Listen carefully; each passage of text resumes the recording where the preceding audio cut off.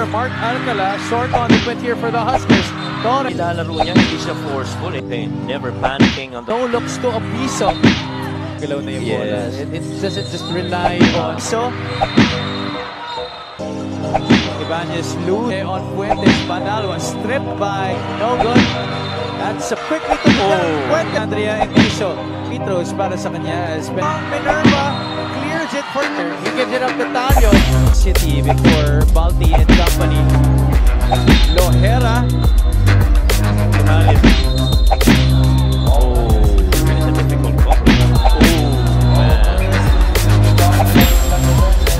Oh, wow. Talio, next cap, Lagrama will go for the win. Nagpang-abot si Canon at Sarangay. Nagkagulo na. Gigil na gigil ang coach ng Davao. At may nakasagutan pa si Sarangay sa crowd. Nag-ala-curry si Fuentes. Tinambakan ng Quezon ang Davao ng 30. Pero milagong nag-comeback pa na umabot pa sa overtime. Paganda ng paganda ang mga laro sa MPBL. Step back and kiss myself. Big time plays make big time plays. Hey, thank you for joining us for the main event of our Monday triple header dito sa Medyo matagal, halos wala nga yatang start. Oh, what a pass! Dariel Baila. Anchors. Top ball screen offered by Baila. Di ginamit ni Bonfire. Custodio off the glass and in. No, ang question dito, how? Gonzalez turns the corner out to the left side. Mayor Mark Alcala short on the three. Gabanal the offensive rebound. That's off the glass. Tamsi receives it on the left wing. Francis Tamsi from Minerva. Custodio. Right. And that ball stolen by Al Francis Tamsi. Here come the Huskers. Gonzalez all the way to the rack. Now, Jumper. Custodio fakes the three, goes inside, puts on the brakes, fall away jumper is good. Gaano kahirap ba naman? Bonbon, just a crafty play right there. Jodel Fuentes. First shot is good for the former in that year. Right away, dazzling fans with those kinds of shots. And that's his second three. 15-10. Nino Ibanez, former Bulacan Kuya, gets it back to their hot pad. Heat check, still hot. You always talk about the first. Quezon doubling the output here of the Davao Occidental Tigers. Lohera this time makes short. Saturday in Zamboanga City before Balti and company decided to impose the All-Star MVP. Lohera. Free throw line jumper. There's action developing. Gives it up to a piece of quick ball movement here for the Huskers. Torres lock and load. Yes, sir. It's not gonna count. Southeast to west. And that was a screen that's not supposed to be there. And so Hit for 2 points. Oh, tsaka nilalaro niya, hindi siya forceful. Hindi niya ikinocommand yung attention. He's just doing the roll. Torres breaks away momentarily from De La Cruz, but Art able to challenge. Big shot make for But initially, they went to those post-ups. Lohera out to De La Cruz. Art back to Kurt. Two-man action. 14. Lohera has the smaller Lagrama on him. Decides to go for the shot. That's all net para kay Kurt Lohera. Well, this is really inside the paint. Never panicking on those attacks. Tumalib. Agopida and Tamsi continue to go at it. Game. Take a look at what happened there. There was the push from Tamsi and then the retaliation coming from Agopida. LJ Gonzalez with the rock. Gonzalez has Sarangay on him. Gonzalez gets it to the teeth of the defense. Lander Cannon flips it up and then Huskers, especially when Will Gozum went out with a season-ending injury. Yes, that you are gonna go up against. You're talking about the Will McAlone, Flores for Pampanga even is a difficult cover.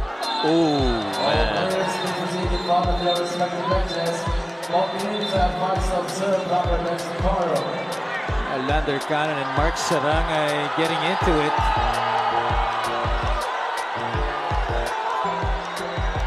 Teammate there. Let's look at what happened.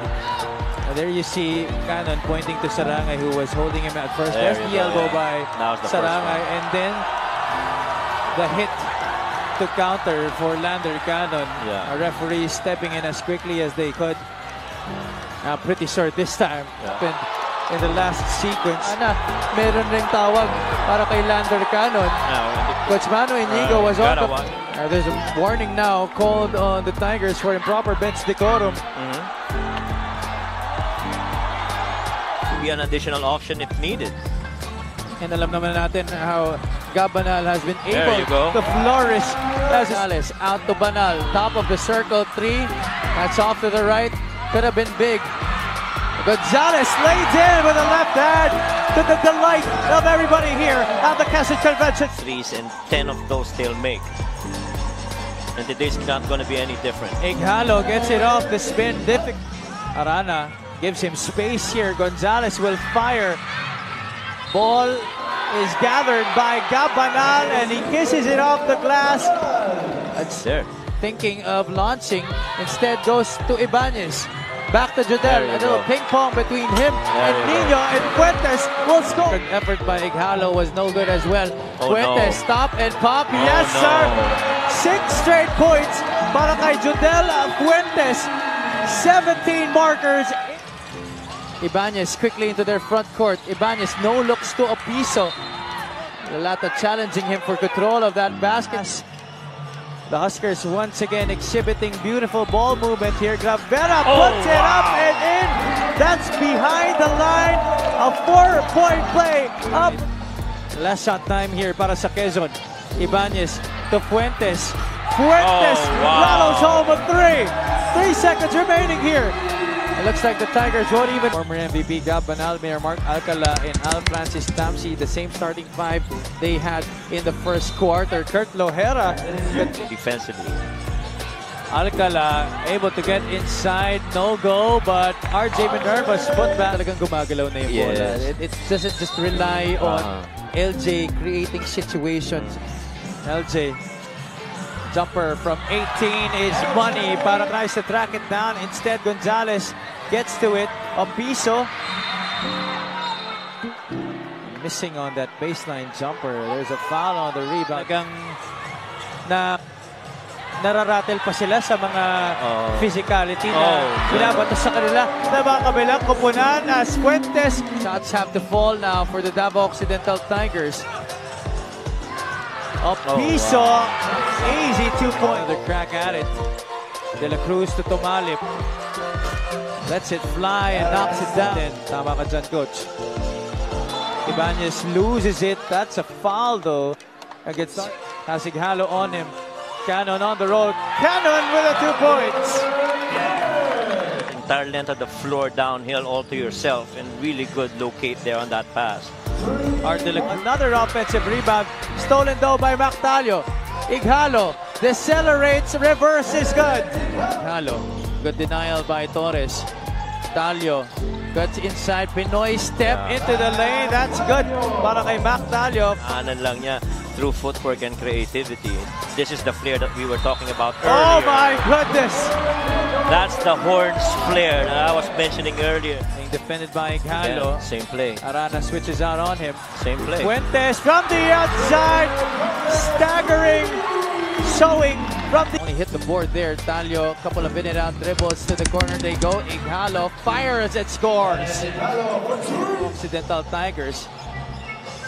Ighalo, can he get another one? Yes, sir. 8. Minerva.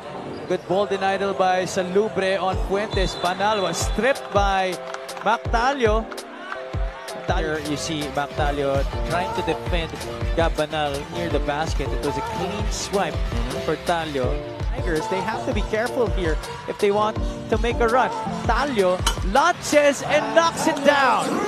Salubre has Lalata running the floor. Chris Lalata will get the basket plus the foul. The crowd. Right, and everybody up on their feet. Salubre from downtown. What a conversion coming from the homegrown. Banal hands it off to Torres. Cyrus for 3. No good. That's a pull from behind coming from Sandagon. Hands it off to Talio. Wow. Back to Art. De La Cruz recovers, puts it in. Either way, potentially, pwedeng umiscore. Quezon has broken their shot clock. Watch out for Salubre in the corner. Talio in and out, pulls up for the 3. That's good. Money from the outside, coming from players on him. Banal quickly to the Fuentes was stripped by Ighalo. That's a foul. They hand it off to Talio. Oh, wow.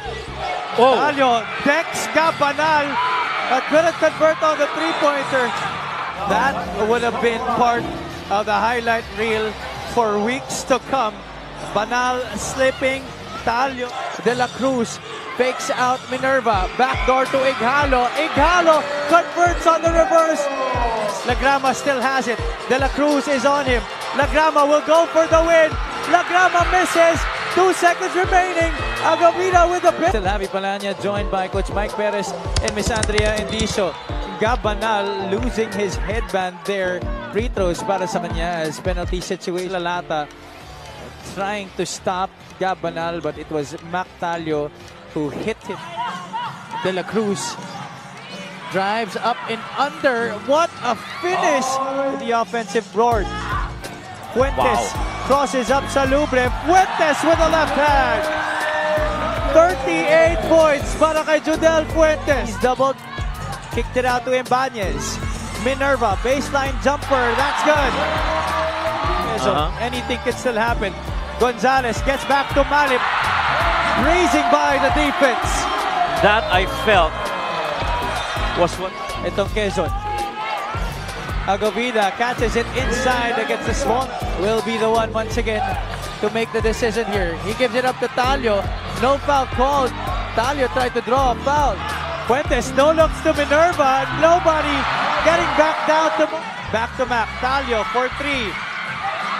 Good line, just too strong. Minerva clears it for Quezon, and there's a foul.